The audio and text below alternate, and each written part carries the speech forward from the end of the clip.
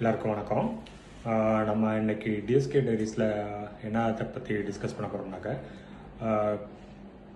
நம்ம ஃப்ரெண்ட்ஸுக்குள்ளே வந்துட்டு கருத்து வேறுபாடு, கான்ஃப்ளிக்ட் இன் ஃப்ரெண்ட்ஸ்ன்னு சொல்லுவோம் ஆக்சுவலாக. ஸோ இப்போ பார்த்தோம்னாக்கா, கொஞ்ச நாளாக பார்த்தீங்கன்னாக்கா நீங்கள் நியூஸில் எல்லா இடத்துலையும் பார்த்துருப்பீங்க.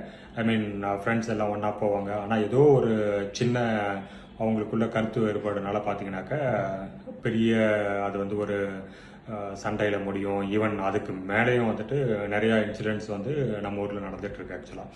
ஸோ அப்போ இந்த நம்ம கருத்து வேறுபாடை எப்படி வந்து அவாய்ட் பண்ணலாம் அப்படின்றது தான் நமக்கு தெரிஞ்சிருக்கணும் ஆக்சுவலாக. இப்போ நீங்கள் வந்து உங்களோட ஃப்ரெண்டாக இருந்தாலுமே ஒரு சில பேர்த்துக்கு நீங்கள் வந்து அவங்களோட அவங்களோட பர்சனல் அவங்களோட தனிப்பட்ட ஒரு சில ஏரியான்னு இருக்கும்.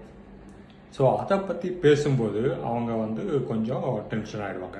ஆனால் ஒரு சில ஃப்ரெண்ட்ஸ் அப்படி இருக்க மாட்டாங்க, எல்லாத்தையுமே ஷேர் பண்ணிக்குவாங்க. ஸோ நீங்கள் யார் கூட பேசுகிறீங்களோ அவங்களோட அந்த அவங்களோட பல்ஸுனாக்க அவங்க எப்படி உங்களை எடுத்துக்குவாங்க அப்படின்றத அண்டர்ஸ்டாண்ட் பண்ணிக்கிட்டு அவங்கள பற்றி கமெண்ட் பண்ணுறதோ இல்லை வந்து அவங்களோட ஆர்கியூ பண்ணுறதோ அதை வச்சுங்க ஆக்சுவலாக. அவங்களோட தனிப்பட்ட ஏரியாவை, தனிப்பட்ட கருத்தை வந்து நீங்கள் ஆமோதிக்கிறீங்க இல்லை எதிர்க்கிறீங்க அப்படின்னாக்க அது வந்து அவங்கள ஹர்ட் பண்ணுமா இல்லை பண்ணாதா அப்படின்றத புரிஞ்சுக்கிட்டு நீங்கள் பண்ணுங்கள் ஆக்சுவலாக. ஸோ இதுதான் வந்துட்டு மெயினாக வந்து நம்ம ஃப்ரெண்ட்ஸுக்குள்ளே கான்ஃப்ளிக்ட் வர்றதுக்கான ரீசன். ஸோ நம்ம ஃப்ரெண்ட்ஸ்குள்ளே சண்டை போட்டுக்கிறது, ஸோ அது வந்து அதோட எக்ஸ்ட்ரீம் போகிறது, அதெல்லாம் வந்துட்டு